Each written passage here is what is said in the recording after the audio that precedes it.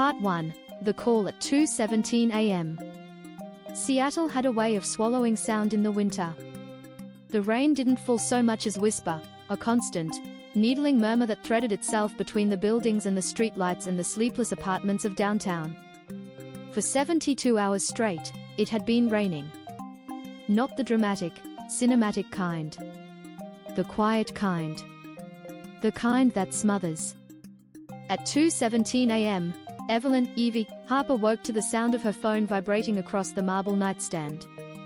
She thought at first it was a dream, the kind you drift into after another night spent half awake. But then the ringtone cut sharply through the room. She reached for the phone, hair tangled, the silk strap of her nightgown slipping off her shoulder. "Hello?" Her voice was thick with sleep and dread, though she didn't know why yet. "Mrs. Harper," a woman said. "This is St. Jude's Medical Center. Your husband, Mason Harper, has been in a severe car accident on I-5. He's in emergency surgery. Critical condition. You need to come now." The room seemed to tilt. What? No, there must be a mistake. Mason's in Portland on business. But the line went dead. Evie stared at the phone as if it might explain itself. Rain battered the floor-to-ceiling windows of the penthouse. Lightning flickered somewhere far behind the fog, just enough to flash the skyline in pale white. Then she moved. Barefoot, she sprinted across the coldwood floor, grabbed the first coat she found, and ran into the hallway. The elevator took too long, so she took the stairs, flying down 24 flights until her legs nearly buckled.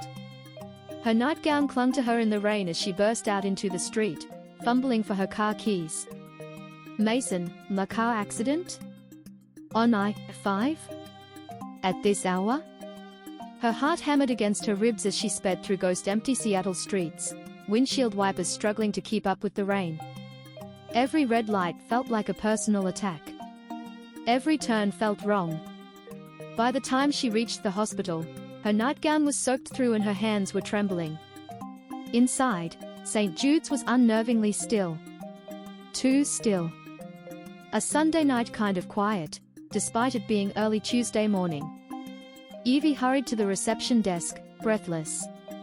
"My husband, Mason Harper," someone called me. But before she could finish, a hand grabbed her wrist. She gasped. A young nurse, wide-eyed, dark hair pulled tight, stood inches from her. "Mrs. Harper?" "Yes, I." "Come with me. Now." Her voice was low, urgent. Evie didn't understand. But something in the nurse's eyes, sharp, alert, almost frightened, cut through her panic. The nurse pulled her down a short hallway and shoved open the door to the staff locker room. Before Evie could ask a single question, she was pushed gently but firmly toward a row of metal lockers. "Hide," the nurse whispered. "Inside. Don't let anyone see you." "What are you talking about?" Evie's voice cracked. "My husband is. He's not hurt," the nurse whispered. "This isn't an accident. They are trying to bring you here." The nurse pressed something small and metallic into Evie's palm. "An AirTag. I clipped this to Dr. Caldwell's coat.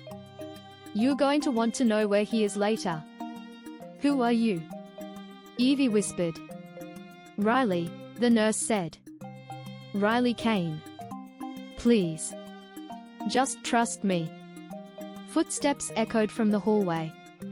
Riley pushed Evie into the locker and closed the door, leaving a thin sliver of light through the vents.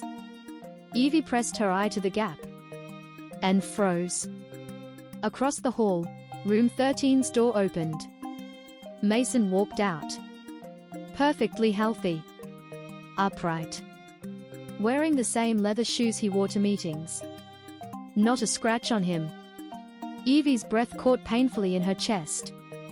Lila Voss, Mason's too pretty, too young assistant, were rushed to him, throwing her arms around him.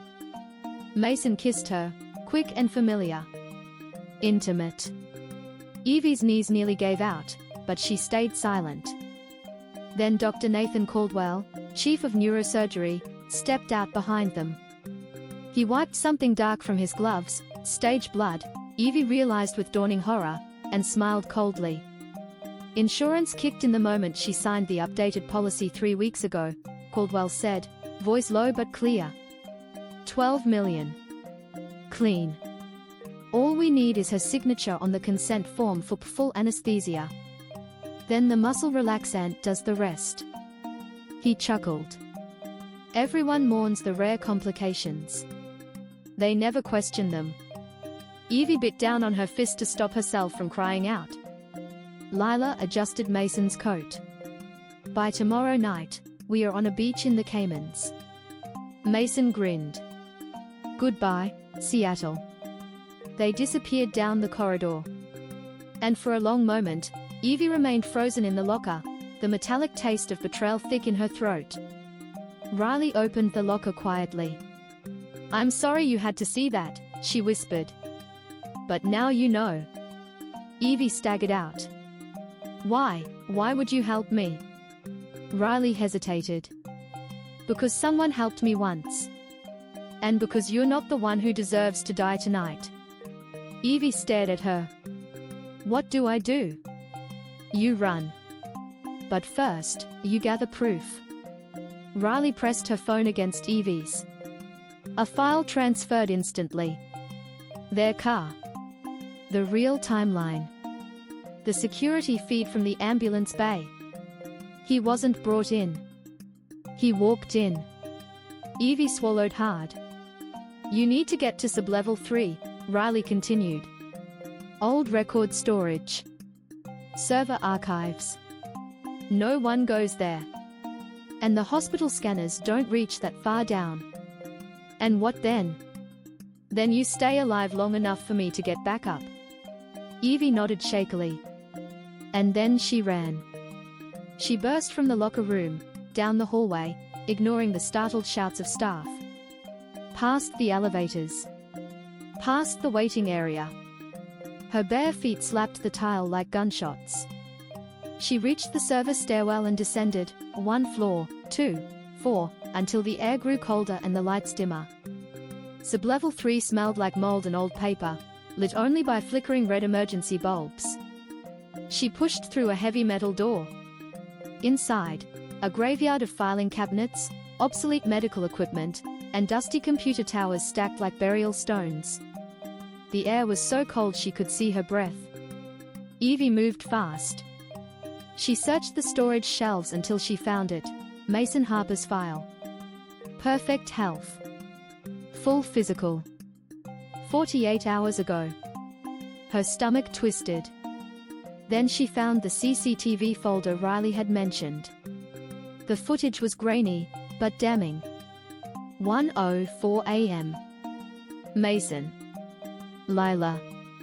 Caldwell. Entering through the staff garage. No ambulance. No EMTs. No emergency. Just 3 people walking with grim purpose toward a fate already decided. Evie downloaded everything to her phone. A metal door slammed somewhere behind her. Evie froze. Voices echoed down the hall, sharp, angry, hunting. Spread out, Caldwell barked. She couldn't have gotten far. Evie backed into the server room, heart thundering. The temperature was frigid, the hum of old machinery filling the space like a swarm of insects. She ducked behind a rack of servers. But a flashlight beam cut through the darkness. There she is. Lila's voice. Cold. Triumphant. Evie straightened slowly, pressing her injured hand against her side. She hadn't realized she'd cut herself earlier, but the sting was sharp now. Lila stepped forward, raising something metallic. A gun. Small. Silenced. Caldwell's smile was razor-thin. No more games, Evelyn. Sign the consent forms, and this all ends quietly. Evie's back hit the freezing steel wall. Her pulse was a roar. Her chest heaved. But she lifted her chin. You really think I came down here without a plan? Caldwell chuckled. You have nothing. Evie raised her phone. Riley's body camera has been live streaming to the FBI cloud for 20 minutes. Everything stopped. For half a heartbeat. Then, a steel door in the corner detonated inward with a deafening crash. Armed agents flooded in, black uniforms, tactical gear, laser sights slicing through the cold air. FBI. Drop your weapons. Evie sagged in relief. One agent stepped forward, removing her helmet. Special Agent Sophia Reyes. Mrs. Harper, she said calmly. You're safe now. The moment broke like a fever. Caldwell's face drained of color. Lila's hands shook. Evie exhaled, long, shaking, almost collapsing in the process. And somewhere above them, far away in the hospital, a scream echoed. Not from fear. From falling. Part 2, The Fall. For a moment after the FBI breached the room, the world felt suspended, almost silent, except for the steady hum of the old server units and the faint hiss of the building's air system struggling through Seattle's freezing winter. Evie leaned against the wall, breath uneven, heart punching her ribs like it was trying to escape. The tactical lights glinted off the condensation in the air, each beam slicing through the cold fog that lived perpetually on Sublevel 3. Special Agent Sophia Reyes kept her weapon trained on Caldwell and Lila. Her voice was steady. Drop anything in your hands. Now. Lila froze, the small handgun trembling as she hesitated. Her face flickered with panic, but she slowly crouched and placed the weapon on the ground. Caldwell lifted his hands with a theatrical sigh, as if this were an inconvenience, a mere administrative hiccup in an otherwise smooth evening. You people really don't understand the medicine behind this, he muttered. Reyes didn't flinch. Dr. Caldwell, you're under arrest for attempted murder, conspiracy, fraud, and obstruction. You're done. The agents moved in, securing both of them with practiced efficiency. Evie inhaled shakily. The adrenaline was starting to collapse, leaving her weak-kneed. She locked eyes with Reyes. How did you know to come here? Reyes nodded toward Riley, who stepped into the room behind the agents.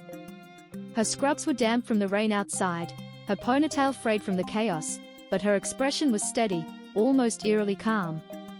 She called us, Reyes said. 20 minutes ago. Gave us her badge number. And her father's. Riley didn't react. She told you everything, Reyes continued quietly. Everything Caldwell and your husband were planning. Evie's chest tightened. She looked at Riley, really looked at her this time. The young nurse's eyes were tired. Old, even. Older than 27. Thank you, Evie whispered.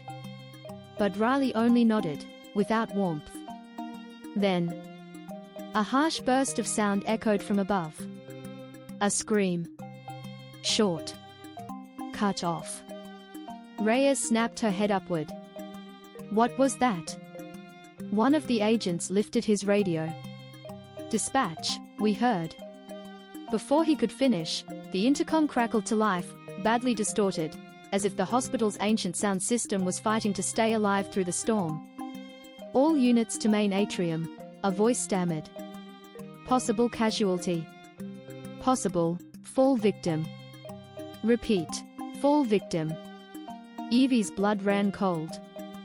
Mason, she whispered. Reyes didn't ask how she knew. She simply signaled her team. Move. The agents rushed out. Riley followed.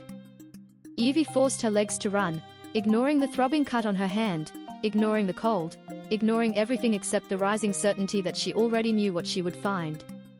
They took the service stairwell 2 steps at a time, climbing for floors in seconds. Evie's lungs burned. Her mind raced. Mason ran? From who? From what? He knew Caldwell was caught. He knew everything had fallen apart. But he didn't know Evie was alive. He didn't know she had seen him. That she knew the truth. In the beginning, Evie thought she wanted him arrested. Now she wasn't sure she wanted anything at all. When Reyes pushed through the double doors into the main atrium, the fluorescent lights hummed with an almost funeral quiet. A growing circle of nurses and security guards stood frozen near the escalators. Their faces pale. Their voices hushed to near silence. And there, at the bottom of the wide marble staircase, someone lay motionless, twisted unnaturally. Evie stopped several feet away, refusing to get any closer. She didn't need details. She'd seen enough in her life to understand what a fall from 6 stories meant, even without the grotesque specifics. The damage wasn't what held everyone's breath. It was the look on Mason's face. Eyes open. Expression, almost startled. As if he'd expected someone to catch him. As if the universe had betrayed him at the last moment. Evie didn't scream. She didn't faint. She didn't collapse the way people expected wives to collapse. Something inside her simply stilled. Agent Reyes placed a gentle hand on her shoulder. "I'm sorry," she murmured. Evie nodded once. A small, controlled motion. She kept her gaze locked forward, not at Mason, but at a point beyond him, like she was already watching the next chapter of her life unfold. Riley stepped to her side, eyes flicking across the scene with a clinical calm. "He slipped," someone whispered. "No," another voice murmured. "He ran." He was panicking. Reyes signaled the agents to clear the scene and give forensic space. But Evie stood perfectly still, imagining a future where she was supposed to cry, collapse, feel loss. Instead she just felt released. He was trying to kill me, she thought. And he failed. 2 hours later. The storm had only grown worse, wind pushing sheets of rain across the parking lot as emergency vehicles came and went, lights flashing against the fog. Evie sat in a private consultation room, blanket draped over her shoulders. The room was white, clinical, eerily quiet. Reyes stood across from her, wrapping up official questions, but her voice remained gentle. "You're safe. And you helped uncover a significant insurance fraud network. Caldwell has been on our radar, but we never had someone inside the hospital willing to talk." Evie nodded absently. She didn't care about Caldwell. She cared even less about Lila. Her mind kept circling around one thing. How easy it had been for Mason to decide she should die. Reyes closed her notepad. "For what it's worth," she said softly, "you showed more composure tonight than most agents I've trained." Evie exhaled. "Thank you." A beat of silence passed before Reyes added. "There will be hearings. Statements. Trials. But we'll make sure you are protected through all of it." Evie offered a small, polite smile, the kind she had perfected over years of pretending her marriage was stable. "Of course." The door opened. Riley stepped in, her scrubs replaced with a jacket, her hair still damp from the rain. Reyes gave her a nod. "Ms. Kane. Thank you for your bravery tonight. We'll be interviewing you tomorrow." Riley simply said, "Yes." Reyes excused herself, leaving the 2 women alone. Riley approached. Her movements were slow. Controlled. As if she was deciding which version of herself to reveal. "You did it," Riley said softly. Evie watched her closely. "So did you." A strange tension filled the room, quiet, charged. Riley walked to the window, looking out into the storm. "People like Mason and Caldwell think they are untouchable. I've seen men like them my entire life." She paused. "Justice feels different when you're close enough to breathe the same air." Evie tilted her head. "What happened to your father?" she asked carefully. Riley didn't turn around. "They said it was a medical error," she murmured.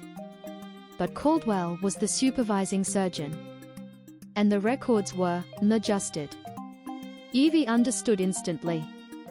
"This wasn't just saving me," she whispered. "It was personal." Riley finally turned. Her expression was unreadable. "Would you have believed me," she asked quietly, "if I told you earlier tonight that Caldwell had a habit of making problems disappear?" Evie didn't answer. Because she already knew the truth. If Riley hadn't shown her, she might have signed the paperwork. She might have walked willingly into room 13, thinking she was saving her husband. Thinking she was being a good wife. "Thank you," Evie said again, this time with more gravity. Riley gave a faint smile. But it didn't reach her eyes. Hours before dawn, Evie finally left the hospital. Rain still soaked the city, fog drifting between buildings like slow-moving ghosts. She walked across the slick pavement toward her car. Riley watched from the doorway, not smiling, not frowning, just watching. Evie paused. Turned. Met her gaze. Something unspoken passed between them. Something that hinted this night wasn't the end of anything. Just the beginning. Evie got into her car, started the engine, and pulled away from the hospital, leaving behind a building where truth had finally broken through the lies, like surgical lights snapping on in a dark room. She didn't look back. Part 3, The Last File. Seattle never really woke up that winter. Even in daylight, the fog stayed low, hugging buildings, swallowing the world in soft gray. 3 months after the night at St. Jude's, the city still felt suspended in an endless half-dream. Evelyn, Evie, Harper had changed in that same quiet, intangible way. Not visibly. Not dramatically. But deeply. Her movements were calmer. Her decisions more precise. She no longer startled at unexpected sounds. Her grief had evaporated into something sharper, clarity mixed with acceptance. Her penthouse now belonged only to her. Her bank accounts were full. And the last of Mason's business entanglements had been severed cleanly and legally. The world thought she was a survivor. But Evie knew better. She was something else entirely now. The penthouse, 11:43 p.m. The rain was gentle tonight, tapping along the balcony glass like a metronome. Evie stood by the window in a charcoal sweater and soft black pants, swirling amber whiskey in a crystal glass. The city glowed below her. Traffic blurred into streaks of red and white. Skyscrapers rose through the fog like islands in a storm. It was peaceful. Strange, given everything that had happened. A quiet chime echoed from her hallway. Evie frowned. She wasn't expecting anything. She walked toward the entrance and found it on the floor, a sleek, matte black envelope. No return address. No markings. Nothing to indicate how it had been delivered inside a secure building. A faint pulse of adrenaline stirred, but she pushed it down. She carried the envelope to the living room, set her drink aside, and Saturday. For a long moment she simply looked at it. Then she opened it. Inside was a small USB drive. Unlabeled. New. And a single note written in delicate handwriting. "You deserve answers." Evie's heart beat once, slowly. Then she crossed the room to her laptop, plugged the drive in, and opened the only file inside. A video. Black and white. Timestamped for the night Mason died. Room 13. Evie's breath caught as the footage came to life. Operating table. Surgical lights. Shadowy silhouettes. Someone holding a surgical scalpel, not aggressively, not violently, just preparing. The figure stepped into the light. And Evie felt every muscle in her body freeze. It wasn't Caldwell. It wasn't a doctor. It was Riley Kane. Wearing surgical gloves and mask. Eyes calm. Movement steady. She leaned toward the camera, voice a whisper meant only for one person. "Evie. I'm glad you found this. Evie leaned forward slowly, cold prickling up her neck. On screen, Riley continued. You helped me that night more than you know. You helped me finish what I've been building toward for years. Caldwell, Mason, Lila, they were the last 3 people connected to what happened to my father. Evie's fingers tightened on the edge of the laptop. My father trusted the wrong people, Riley whispered. He trusted Caldwell with his life. And Caldwell used him to cover up the experiments he wasn't supposed to be doing. When my dad became a liability, he was removed. She inhaled shakily. I spent 5 years gathering proof, but it wasn't enough. Not until the night you came to the hospital. Riley tilted her head gently toward the lens. I'm sorry I couldn't warn you sooner. You had to see what they were capable of. You had to believe. The camera angle shifted slightly, as if she were adjusting it with care. And as for the money, I don't want it. I only wanted justice. The real kind. The kind that doesn't come from courtrooms or headlines. Her voice softened. You keep the 12 million. You earned it, Evie. You survived something designed to break you. Evie exhaled slowly, her pulse thundering. Riley's eyes, steady, sharp, impossibly calm, bored into the lens. One last thing, she added softly. Don't try to find me. A faint smile. Not sinister. Not warm. Just knowing. I'm not done yet. The video ended with a flicker. Evie sat completely still. The apartment was silent except for the rain and the subtle hum of the refrigerator in the kitchen.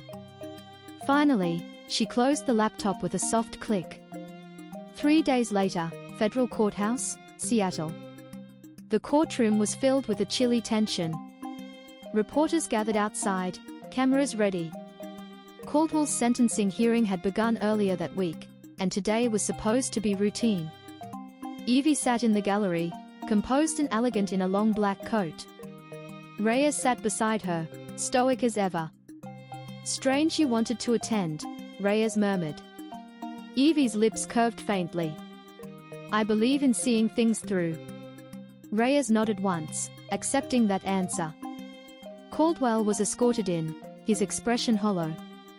He avoided looking at Evie even once, as if afraid of what he might see in her eyes. The proceedings moved quickly.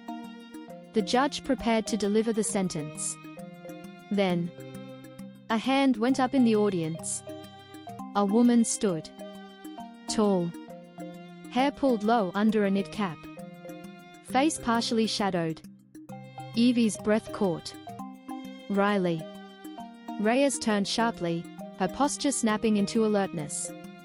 The judge blinked. You cannot. Riley didn't speak. She didn't need to. She simply stepped forward, placed a sealed folder on the evidence table, and looked directly at the FBI agents in the room. This belongs in the record. Then she met Evie's gaze, just for a heartbeat, and slipped out of the courtroom before anyone could stop her. Reyes cursed under her breath and signaled 2 agents, but by the time they reached the hallway, the elevator doors were already closing. Riley was gone. Evie stared ahead, calm, collected. But her pulse was a storm. Later that night, penthouse. Evie sat on her balcony as Seattle's rain misted across the glass. The whiskey in her hand glowed golden beneath the city lights. Far below, the traffic hummed like a lullaby. The world was quiet. Almost too quiet. She opened her laptop, replaying Riley's message. Not out of fear. Not out of doubt. But because something about Riley's final words had burrowed into her mind. I'm not done yet. The city